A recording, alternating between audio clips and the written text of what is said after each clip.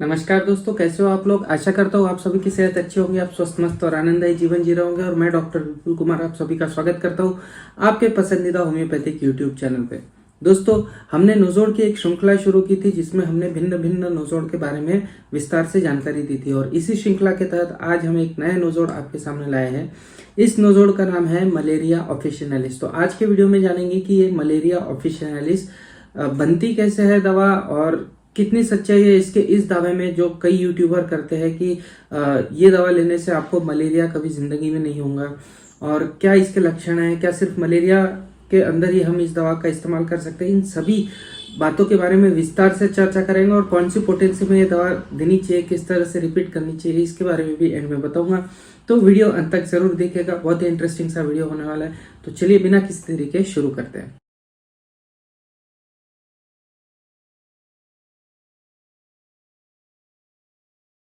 दोस्तों, आगे बढ़ने से पहले आप सभी से अनुरोध रहेगा कि प्लीज यदि आप मेरा चैनल पहली बार देख रहे हैं तो इस चैनल को सब्सक्राइब करना ना भूलें, और साथ ही साथ वो जो बेल वाला आइकन दिख रहा है उसे भी दबा दीजिए, जिससे जब भी मैं कोई नया वीडियो अपलोड करूं तो उसकी नोटिफिकेशन तुरंत आपको मिल जाए।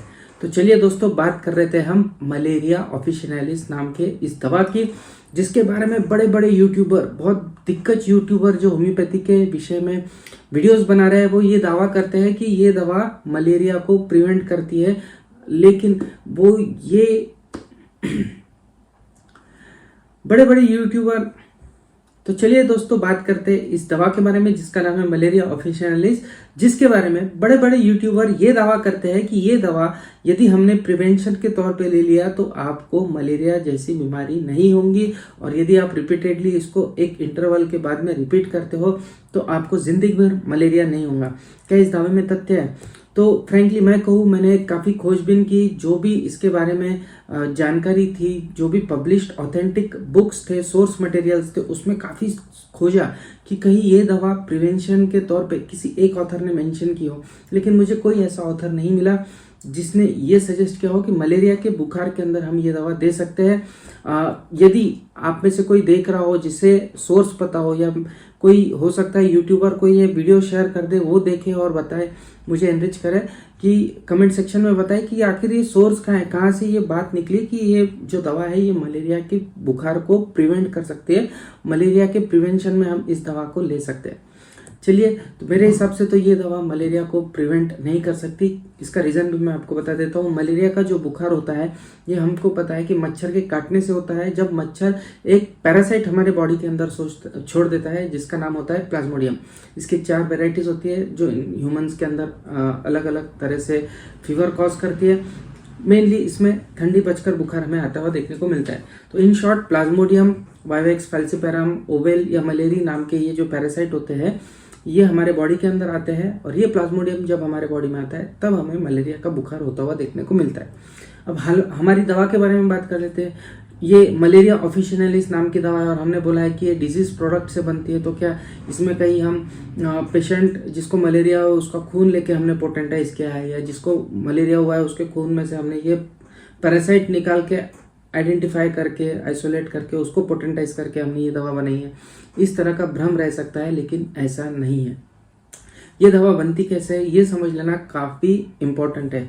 ये दवा डॉक्टर बोवेन ने प्रूव की थी। डॉक्टर बोवेन एक ऐसे एरिया में रहते थे जहाँ पे मलेरिया की केसेस बहुत ज़्यादा आती थी, और एक पर्टिकुलर साल में जब ऑटम खत्म होता था उस पीरियड में उन्हें मलेरिया की केसेस बहुत ज़्यादा देखने को मिलती थी।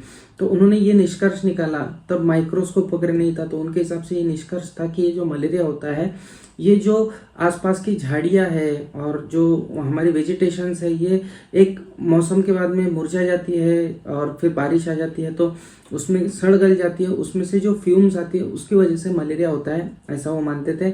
और इसीलिए इन्होंने क्या किया, जो ये वेजिटेबल मैटर थे डिकम्पोज करने के लिए एक वाटर क्लास में जमा किए, और उस वाटर क्लास को लेबल किया। जैसे 1 हफ्ता पुराना है तो 1 लेबल, 2 हफ्ता पुराना है तो 2 लेबल, और 3 हफ्ता पुराना है तो 3 नंबर का उसको लेबल लगाया। अब ये 3 अलग अलग डिकम्पोज्ड वेजिटेबल मटेरियल हमको एक ग्लास जार के अंदर देखने को मिले। इसमें से जो मलेरिया की दवा बनी ये मेनली बनी जार नंबर 2 से। जार नंबर 2 यानी जहाँ पे पूरी तरह से वो वेजिटेबल मटेरियल डिकम्पोज नहीं हुआ है, थोड़ा बहुत डिकम्पोज हुआ है, यानी 2 हफ्ते पुराना सड़ा हुआ वेजिटेबल का मटेरियल। तो यहाँ से 10 बूंद लेके इसमें 90 बूंद अल्कोहल मिला के हमको इसका मदर टिंचर मिला, और फिर यहाँ से हमने पोटेंटाइजेशन शुरू करके ज़्यादातर केसेस डॉक्टर भुवन को जो रिजल्ट मिले वो इस मदर टिंचर के यूज से हमें देखने को मिले। अब बात करते हैं कि मलेरिया के जो पैरासाइट है, और ये हमारी मलेरिया ऑफिशिनलिस ये जो दवा है इसमें कहीं पे भी हम नहीं देख पा रहे कि पैरासाइट का और दवा का कुछ संबंध है। दवा में पैरासाइट नहीं इस्तेमाल होता है, लेकिन ये नोजोड है क्योंकि वो जो प्लांट मटेरियल है, वेजिटेशन है, वेजिटेबल मैटर है, उसको सड़ा कर हमने इसे प्रूव किया है, इसीलिए इसे हम नोजोड करके कंसिडर करते हैं। और शायद इसीलिए इसे कई लोग वेजिटेबल पायरोजन के नाम से भी जानते हैं। तो ये बहुत बड़ी चीज़ है। आप वैक्सीनेशन देते हो तो वैक्सीनेशन में वही पैरासाइट माइन्यूट अमाउंट में देते हो, तब जाके वैक्सीनेशन होता है।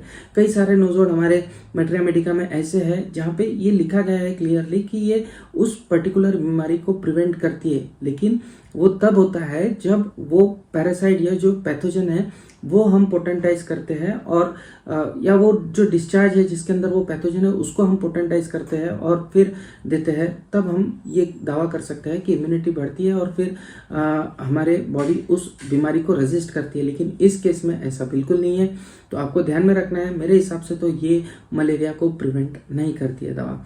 दूसरी बात, ये दवा नाम भले ही मलेरिया ऑफिशिनलिस होगा, लेकिन सिर्फ मलेरिया में ही काम करती है ऐसा भी नहीं है। ये बहुत सारी बीमारियों के अंदर हमें काम आ सकती है। इसके लक्षणों के बारे में जान लेते हैं। सबसे पहले तो लो जनरलाइज्ड वीकनेस रहेगा, बहुत ज़्यादा कमजोरी पेशेंट को फील होती रहेंगी, ठंडी बजती रहेंगी, उसे पंखा बहुत ज़्यादा सहन नहीं होता है, लेकिन बाहर की हवा ज़रूर चाहिए, बंद कमरे में उसे अच्छा नहीं लगता। चिली पेशेंट होता है, रोमेटिक और हेपेटिक कंप्लेंट हमें देखने को मिलते हैं, लीवर से संबंधित, पाचन क्रिया से संबंधित, और हाथ में दर्द, पैर में दर्द, यहाँ पे हमारे जॉइंट्स में दर्द, इस तरह के लक्षण हमें बहुत ज़्यादा देखने को मिलता है। खासकर ऐसे लोग जिनके अंदर बार बार हमको मलेरिया, टाइफाइड जैसे बुखार के एपिसोड्स देखने को मिल रहे हो, ऐसे लोगों के अंदर हमें मलेरिया ऑफिशिनलिस के बहुत अच्छे रिजल्ट्स देखने को मिलते हैं। इसके पेशेंट जो आते हैं वो यूजुअली ऐसे आते हैं जो हमारे पास में कंप्लेंट करते हैं कि डॉक्टर साहब थोड़ा बहुत शरीर के अंदर कन लग रहा है, थोड़ा बहुत बुखार रहता है, और ड्यूरेशन यदि हम पूछते हैं तो कहते हैं लगभग 1 महीना हो गया, इस तरह का बुखार जैसा फील होता है, बहुत ज़्यादा डलनेस लगता है, बाहर की हवा चाहिए होती है, और मुंह बहुत ज़्यादा सूख करके आता है, और पेट के अंदर बहुत सारा दर्द हमें महसूस होता है। तो ये सभी लक्षण हमें पेशेंट बताता है। साथ ही साथ पेशेंट ये भी कहता है कि थोड़ा बहुत खा लेता हूँ या थोड़ी अंगड़ाई वगैरह ले लेता हूँ, बॉडी को स्ट्रेच कर लेता हूँ तो अच्छा फील होता है। तो ये लक्षण यदि आपको देखने को मिलते हैं, कोई भी पेशेंट ऐसा आता है कि 1 महीना पुराना बुखार जैसा फीलिंग है और इस तरह के लक्षण देता है, इस तरह के मोडालिटीज़ देता है, तो उनके लिए मलेरिया ऑफिशिनलिस एक बहुत अच्छी दवा है। साथ ही साथ ये बहुत अच्छी दवा है यदि किसी को भी हीट स्टेज ऑफ फीवर के बाद में प्यास लगती है। जैसे कि आपको पता है पहले ठंडी बजती है, फिर बुखार आता है और फिर पसीना आता है। ये 3 स्टेजेस हमको किसी भी बुखार के अंदर देखने को मिलता है। तो यहाँ पे कहने का अर्थ ये है कि यदि ठंडी बजकर जब बुखार आ जाता है, हीट हो जाती है, बॉडी गर्म हो जाती है, वो जब सबसाइड हो रहा होता है, पसीना आने वाला शुरू होना होता है, निकलना, तब पेशेंट यदि कहता है कि मुझे बहुत प्यास लग रही है, पानी दो, तब इस स्टेज के लिए हमें मलेरिया ऑफिशिनलिस को सोचना चाहिए। बहुत ही इंपॉर्टेंट मेडिसिन है। साथ ही साथ पेशेंट को बहुत ज़्यादा खट्टी चीज़ें खाने की इच्छा होती है, एसिड थिंग्स बहुत ज़्यादा क्रेव करता है, ठंडा पानी पीने की, कोल्ड ड्रिंक पीने की बहुत ज़्यादा इच्छा होती है, आलू खाने की बहुत ज़्यादा इच्छा होती है, बीफ स्टॉक खाने की इच्छा हमें पेशेंट के अंदर होती हुई देखने को मिलती है। मुंह में बहुत ज़्यादा कड़वाहट होती है, जी मचलता रहता है, नौशिया जैसा फील होते रहता है, खाना खाने से अच्छा लगता है लेकिन खाना खाने की इच्छा नहीं होती है। ये भी लक्षण हमें पेशेंट के अंदर देखने को मिलता है, और पेशेंट के अंदर मन में डर रहता है कि यदि ज़्यादा खाना खा लूँगा तो मेरी तबीयत और ज़्यादा बिगड़ जाएगी।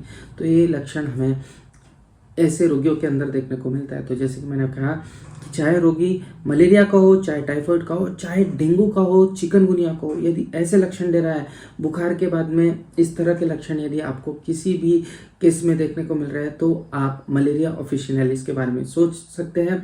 सिर्फ मलेरिया तक ही सीमित ये दवा नहीं है, ये मिसकंसेप्शन है, आपको ये चीज़ ध्यान में रखना है। जाते जाते बता देना चाहता हूँ कि पेशेंट को बहुत ज़्यादा स्लीपीनेस फील होती है, स्टूपिडिटी फील होती है, बहुत ज़्यादा जो शार्प वर्क होते हैं माइंड के वो ये नहीं कर सकता है। सेंसेस थोड़े से कंफ्यूज होते हैं, रह रह के थोड़ी थोड़ी देर में चक्कर पेशेंट के अंदर हमें आते हुए देखने को मिलते हैं, आंखें भारी भारी हो जाती है और सो जाने की इच्छा पेशेंट को होती है। और साथ ही साथ पेशेंट को बिल्कुल भी मूव करने की इच्छा नहीं होती है, ऐसा लगता है कि एक जगह पे पड़ा रहूं, ब्राह्मणिया की तरह ही होता है थोड़ा बहुत। और साथ ही साथ कोई भी तकलीफ जो होती है वो थोड़ा बहुत काम कर लेता है या एक बंद कमरे में होता है तो उसकी तकलीफ़ें बढ़ जाती है। वही यदि वो आराम करता है तो उसे तकलीफ़ें कम होती हुई देखने को मिलती है। बाहर की ठंडी हवा यदि उसे मिलती है दो इसलिए उसको फ्रेश एयर से काफ़ी अच्छा लगता है, आराम मिलता है। तो ये सभी लक्षण हमें मलेरिया ऑफिशिनलिस के अंदर देखने को मिलता है। तो आई होप कि ये वीडियो में आपके जो कंसेप्ट है वो थोड़े क्लियर हुए होंगे। क्यों ये दवा मलेरिया की वैक्सीनेशन नहीं है, इसके बारे में मैंने एक शॉर्ट में बताने की कोशिश की।